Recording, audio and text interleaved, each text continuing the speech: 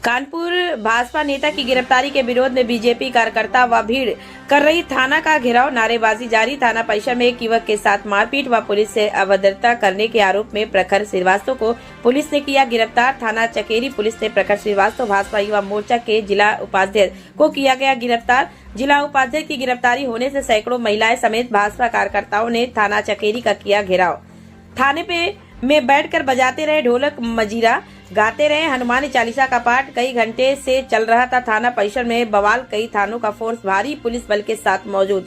भाजपा कार्यकर्ताओं की संख्या देख चकेरी पुलिस बैंक फुट पर पीएसी कंपनी भी पहुंची। जय जय श्री राम के लगे जमकर नारे, महिलाओं ने बजाया ढोलक, कार्यकर्ता करते रहे जय श्री राम का गुणगान। बात यह है कि हमारे कार्यकर्ता है, युवा मोर्चा के उपाध्यक्ष हैं जिले के, और प्रखर श्रीवास्तव है। तो वो परसों वाले दिन रात में अपनी फैमिली के साथ शादी से आ रहे थे, तो कैंट में एक गाड़ी ने ओवरटेक करने के प्रयास में इनके गाड़ी में टक्कर मार दी, और उसी में चूँकि इनके साथ फैमिली थी तो कुछ कहा सुनी हुई और ये अपने घर चले गए। और दूसरी वाली गाड़ी से कुछ कहा सुनी हुई होगी, वो लोग मंगला विहार के रहने वाले थे, उनको अपने घर जाना चाहिए था, मान लो कोई कहा सुनी हुई थी।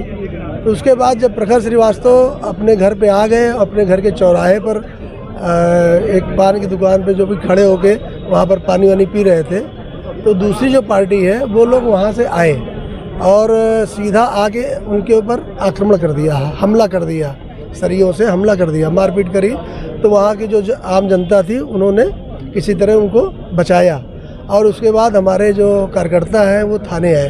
थाने में उन्होंने FIR करने के लिए यहाँ पर एप्लीकेशन दिया कि मेरे ऊपर हमला हुआ है, और मेरे साथ उसके बाद वो दूसरी पार्टी भी यहाँ पे आई। ठीक है, दूसरी पार्टी भी आई, तो दोनों पार्टियों का पुलिस ने डॉक्टरी के लिए परसों की रात में भेज दिया।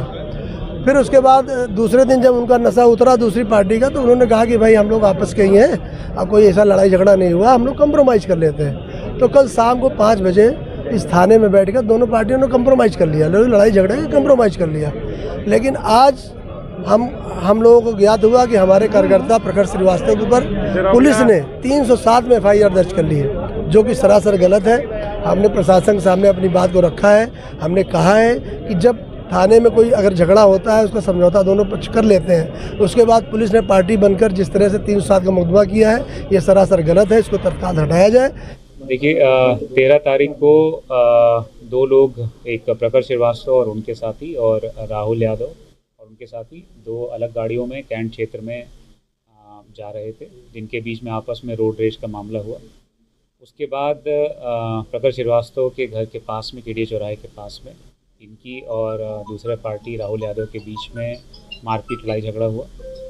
उसके बाद ये इन दोनों घटनाओं की शिकायत लेकर के 13/14 की रात, जिस दिन शब बारात थी, उस दिन ये दोनों पार्टियां यहाँ थाने पर आईं। उस क्रम में दोनों पार्टियों का यहाँ से चिट्ठी मजरूबी बना करके थाना चकेरी से उनका मेडिकल कराया गया। आज दोनों पक्षों द्वारा दी गई तहरीर के आधार पर 2 अभियोग एक दूसरे के विरुद्ध पंजीकृत कराए गए, और चूँकि इसमें एक मुजाहमत की घटना भी हुई, उसके आधार पर पुलिस की तरफ से भी दोनों ही पार्टियों के खिलाफ एक अभियोग पंजीकृत कराया गया। मौके पर एक तरफ के 2 लोग, प्रखर श्रीवास्तव और जीतू विश्वकर्मा, उपलब्ध हैं। उनका वर्तमान में 170 BNSS की कार्रवाई की जा रही है और उनको उसके बाद जमानत पर छोड़ा जा रहा है।